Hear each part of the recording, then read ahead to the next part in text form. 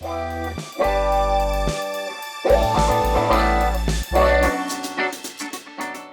objetivo de este video, como su nombre lo indica, es cómo leer un fallo judicial. Entonces, antes de arrancar, voy a marcar claramente qué pueden encontrar dentro de este video y qué no van a encontrar dentro de este video. En principio, no vamos a hablar sobre el análisis de fallos judiciales. Eso sería un paso posterior. Y sí vamos a hablar sobre cómo empezar la lectura de un fallo, buscando que aquellos que nunca leyeron un fallo de corte, aquellos que lo leen por primera vez, puedan tener una aproximación a sus estructuras básicas, a sus formas básicas, y sepan situarse en el fallo, saber qué es lo que están leyendo en cada momento. Repito, esto si se quiere es una aproximación geográfica, estructural al fallo, y no en cuanto al contenido o a su análisis. Es el primer paso. Por eso el título es Cómo leer fallos de corte. No vamos a hablar de otros fallos judiciales, por ejemplo, de fallos de tribunales superiores de provincia, de fallos de cámara o de fallos de primera instancia. No, solo nos vamos a referir a fallos de Corte Suprema de Justicia de la Nación.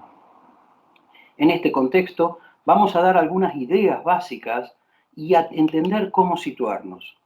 Uno, como docente, ha visto la desesperación de estudiantes de abogacía, pero básicamente de estudiantes de ciencia política, porque nunca tuvieron en sus manos fallos judiciales. Y realmente, en algunos casos son voluminosos y uno no sabe bien por dónde empezar a leer. Sí, por el principio, pero ¿qué estoy leyendo en ese principio? Esas pequeñas respuestas buscarán ser dadas en el video de hoy. Bien. Como dije recién, vamos a buscar acercarnos a la idea de la estructura de los fallos de corte. Primer punto central. La Corte publica sus fallos, actualmente todos sus fallos, pero en general había una selección editorial en una colección que se llama fallos. Y esa colección individualiza los fallos con un número al principio, luego 2 puntos y otro número que le sigue. Ese número del principio es el número del tomo de la colección fallos en que se encuentra justamente ese fallo. El número que le sigue es la página donde inicia ese fallo. Por ejemplo, todos hemos escuchado hablar, o seguramente escucharán hablar, del fallo Edmejian con Sofovich. Libertad de expresión, supremacía de los tratados por sobre las leyes, derecho a réplica y otras tantas cuestiones. Bueno, ese fallo se encuentra en el tomo 315 y arranca en la página 1492. Edmejian con Sofovich es fallos 315-1492. En general, vamos a encontrar que en la colección de fallos de la Corte, acá puse una hoja que les puede servir de ejemplo, en la colección de fallos de la Corte, esto es justamente, está dentro del fallo de Edmejian con Sofovich, en esa colección existen lo que se llama sumarios. Antes del fallo de la Corte, la propia Corte hace un trabajo editorial con el fallo, oficinas de la Corte, por supuesto, ¿no? Y selecciona párrafos, conceptos, cuestiones que entiende relevantes y que surgen de ese mismo fallo. A esto se lo denomina sumario y se pueden buscar fallos a través del sumario, conjunto de fallos a través de voces del sumario o conceptos del sumario. La página de la Corte, que ahí figura, cortesupremadejusticia.gov.ar, en la página de la Corte encontrarán múltiples buscadores de fallos y los invito realmente a revisarla, porque tiene información muy útil para el que estudia y el que litiga. Bien, el proceso frente a la Corte es básicamente escrito. Este es otro elemento claro. No hay un elemento de oralidad en el proceso frente a la Corte Suprema de Justicia de la Nación. Es real que la Corte, a partir de varias acordadas, ha ido reglamentando la posibilidad de convocatoria a audiencias públicas y la posibilidad de participación de lo que se llaman amigos del tribunal. En general, cuando hay casos que tienen un importante impacto institucional o social, la Corte abre una instancia de audiencia y permite la participación no solo de las partes y de quienes inviten las partes, sino de amigos del tribunal, esto es, terceros, sociedad civil, que tiene alguna cuestión para decir en la causa y alguna expertise relacionada con la misma también. Estas audiencias se han transformado en un elemento novedoso a los efectos de resolución de determinados casos de alto impacto social. Por supuesto que las audiencias no generan elementos vinculantes para la Corte, pero es muy interesante verlas, porque si después uno analiza lo que ocurrió en esa audiencia con la sentencia posterior de la Corte, se va a dar cuenta que muchas de las preguntas de los jueces y de las juezas de la Corte ya podían marcar un camino sobre lo que entendía central la Corte Suprema en ese caso y a los efectos de su resolución. Con esto lo que quiero decir básicamente es que tengan presentes para el estudio de casos, a posteriori, las audiencias públicas previas en el caso de aquellas sentencias que generaron este tipo de convocatoria. En muchos casos vamos a encontrar el dictamen del Procurador General de la Nación, que en algunos supuestos es obligatorio y en otros lo remite la propia Corte cuando hay intereses federales en juego. ¿Qué es este dictamen? En principio vamos a decir que no es vinculante. ¿Y qué significa que no es vinculante? Que la Corte va a leer el dictamen del Procurador General, pero no tiene la obligación de seguirlo. Indudablemente, el Procurador va a hacer un análisis de la causa, va a opinar en relación a la competencia de la Corte en ese supuesto, en relación a la procedencia del recurso por el cual se llegó a la Corte, en ese supuesto también, y en muchos supuestos también va a establecer, atado al conjunto de precedentes relacionados con cuestiones análogas, lo que sería a su criterio la resolución del caso. Ese dictamen del procurador tiene mucha utilidad en algunos supuestos. Por ejemplo, muchas veces hace un muy buen raconto de lo que era la jurisprudencia de la Corte en esa materia antes de ese fallo. Por supuesto, porque el fallo todavía no estaba resuelto. Y en otros casos, la Corte directamente hace mención al desarrollo del procurador y evita volver a detallar con precisión hechos y derechos en relación al caso en cuestión. Por eso puede ocurrir que haya fallos que ustedes encuentren que están precedidos por el dictamen del Procurador General o en algunos casos del Procurador Fiscal. Acá les doy un ejemplo que suele verse mucho cuando estudiamos autonomía municipal en distintas materias, gobiernos locales o derecho provincial y municipal, y a veces en derecho constitucional también, que es el fallo Rivademar. El fallo Rivademar, espero que puedan ver esta filmina, está precedido por el dictamen de la Procuradora Fiscal, que era la doctora Reiris, y después del dictamen, por supuesto acá pongo 3 puntos, estoy cortando lo que es la cabeza del dictamen y el fin del dictamen, que es mucho más extenso que esto, está claro. Viene a continuación el fallo de la Corte. En este caso, en Rivademar, el dictamen de la Procuradora resultó interesante porque efectuó una descripción exhaustiva de cuál era la posición de la Corte en relación a la autonomía municipal, a la negatoria a la autonomía municipal de los precedentes de Corte. Y por eso es interesante leerlo también, para ver cuál era el desarrollo argumental de la Corte hasta este momento, hasta el año 1989, para decir que los municipios eran entidades autárquicas o a lo sumo eran lo que cada constitución provincial establecía. La Corte arranca su fallo Rivademar y va a plantear una cuestión distinta. Como todos sabemos, o vamos a saber, este es el famoso fallo de la autonomía municipal previo al año 1994. Acá la Corte da vuelta esa jurisprudencia que cita Reiris en su dictamen. Y por eso acá tiene mucho interés el dictamen. Nos tiene este interés para el estudio de lo que deja de lado la Corte, de lo que se aparta la Corte en este nuevo precedente que modifica toda la jurisprudencia de ella misma anterior a esa fecha. Otro caso en donde vamos a estudiar seguramente a lo largo de la carrera y vamos a encontrar el dictamen del procurador es el fallo Hoff. En el fallo Hoff, la Corte, bueno, acá nuevamente recorté el inicio y el final del fallo, en este caso del procurador, el doctor Becerra, y después inicia el fallo de la Corte. Y vamos a ver que en el fallo de la Corte, justamente, si bien hace un desarrollo muy fuerte de lo que estudiamos en igualdad, en cuanto a hacer lugar a la demanda, el relato de los hechos, dice, están adecuadamente formuladas por el procurador y nos remite a el relato de los hechos que hace el procurador.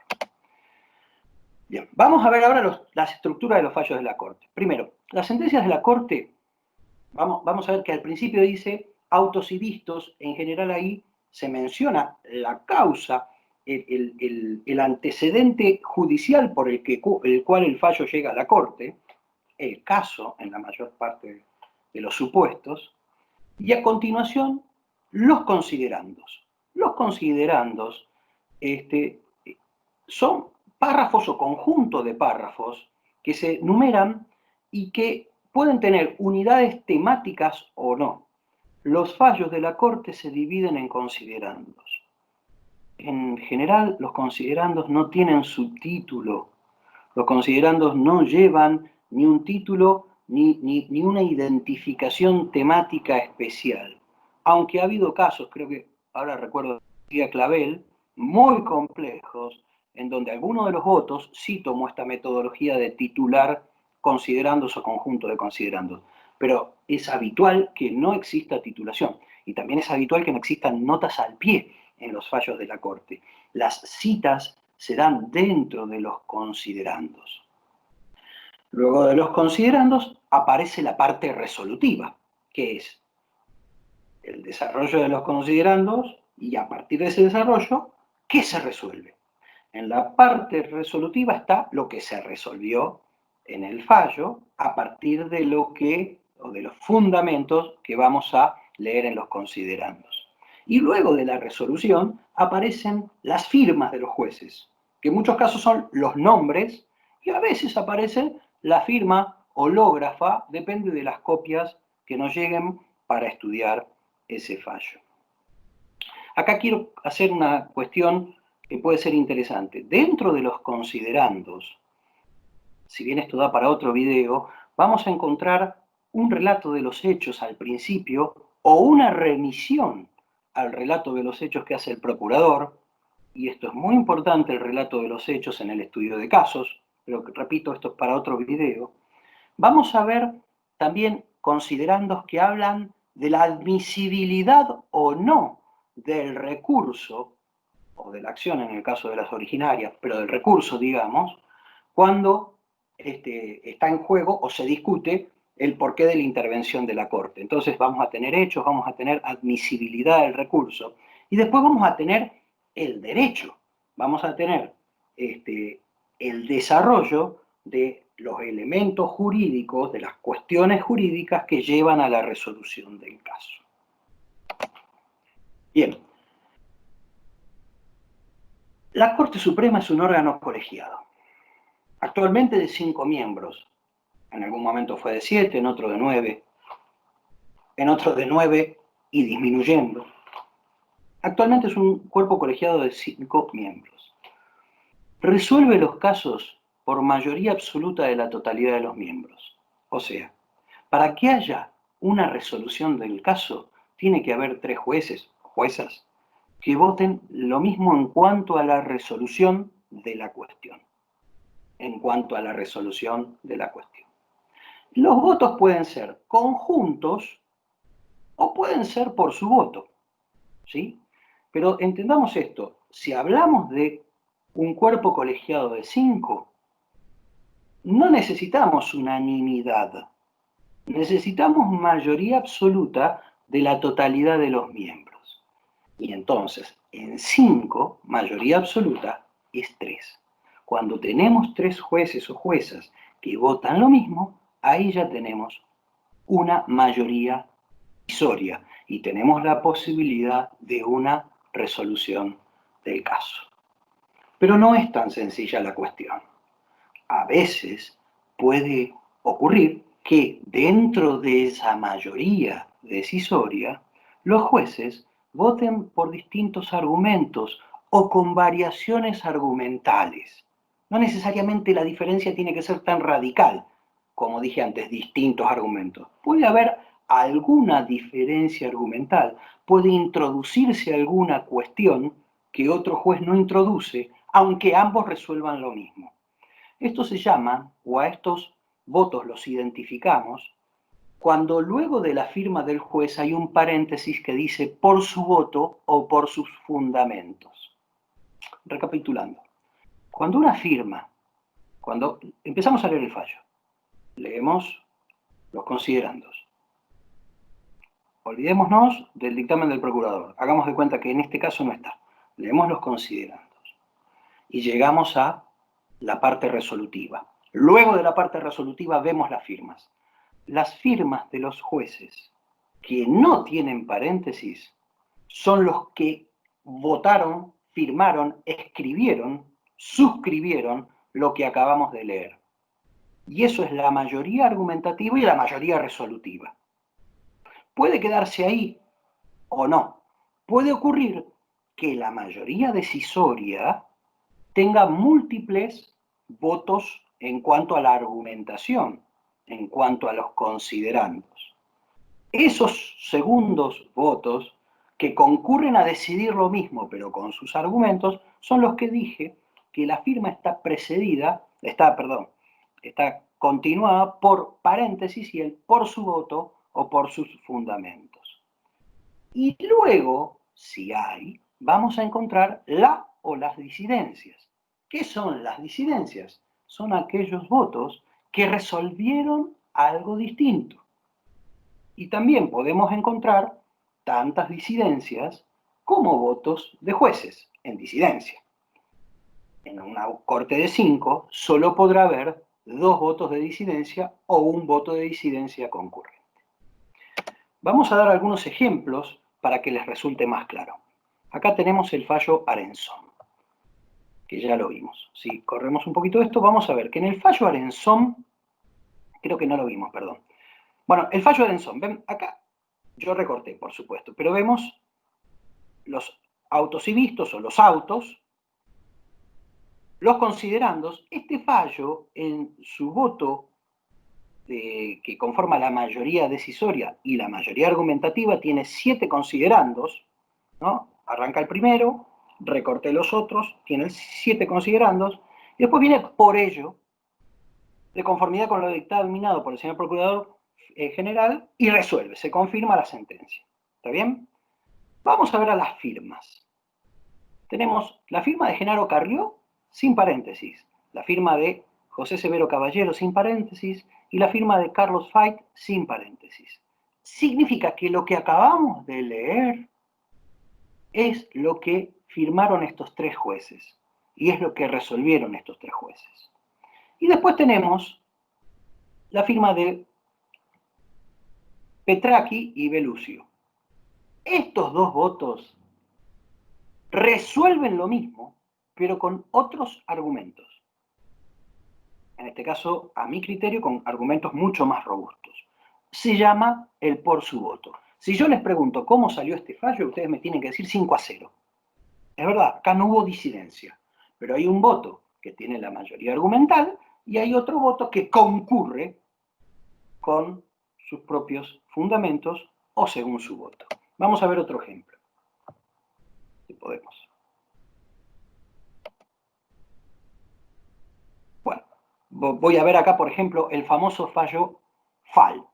Este fallo, tal vez alguno lo recuerda, si no, seguramente se estudiará en la carrera, o en este fallo se discute la punibilidad o no punibilidad de determinado tipo de abortos, y la Corte hace una interpretación a favor de mayores supuestos de no punibilidad, ¿no? Cuestiones de abortos no punibles en el caso de violaciones concretamente. Vamos a analizar Lorenzetti. Lorenzetti firma y no tenemos paréntesis. Fait firma sin paréntesis. Maqueda firma sin paréntesis. Zaffaroni firma sin paréntesis. Hayton de Nolasco firma sin paréntesis. Significa que esos jueces, 5, concurren a la mayoría resolutoria, pero además son los argumentos que acabamos de leer. Y después vamos a encontrar 2 por su voto, de la doctora Argibay y del doctor y del doctor Petracchi.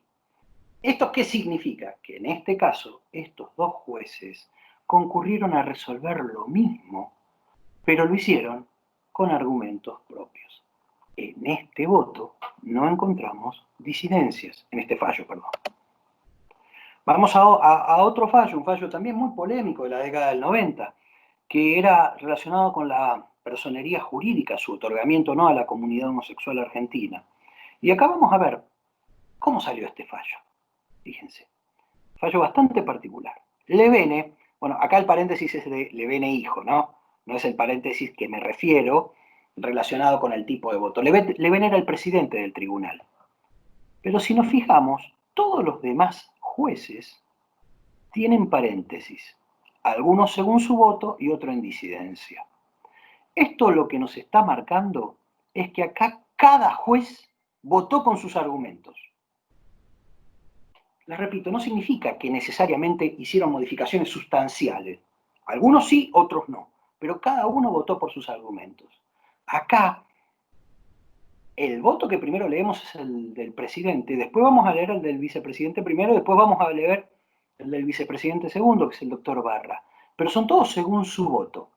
Levene, Cabaña Martínez, Barra, César Belucio, Nazareno, Molineo Connor y Boyano votaron a favor de lo que resolvió la mayoría. En este caso se terminaba, el efecto era denegar la personería jurídica a la comunidad homosexual argentina.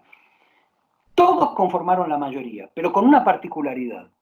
Esa mayoría decisoria de 7, miren qué robusta, no eran por los mismos argumentos, eran 7 por su voto. El del presidente no figura por su voto porque es el que acabamos de leer, pero podría tener el paréntesis y decir por su voto también.